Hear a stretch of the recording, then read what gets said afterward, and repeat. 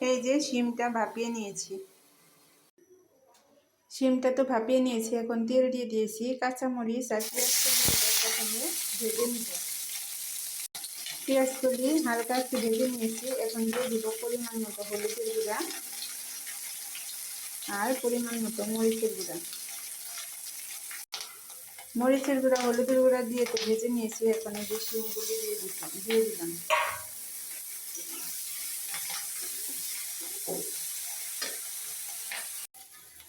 এই তো আমার শিম ভাজি হয়ে গেছে প্রায়, এখন আমি দিয়ে দিব রসুন বাটা। এখন এটা দিয়ে ভালোভাবে মিশিয়ে নেব।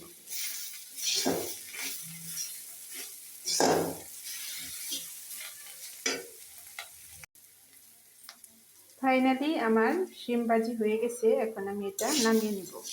রসুন দেওয়ার পর আমি ভালোভাবে এটা মিশিয়ে নিয়েছি এবং ভেজেও নিয়েছি। আমার ভিডিওগুলো যদি আপনাদের ভালো লাগে তাহলে লাইক করবেন, কমেন্ট করবেন আর ভিডিওটা বেশি বেশি শেয়ার করবেন। সবাইকে অসংখ্য ধন্যবাদ।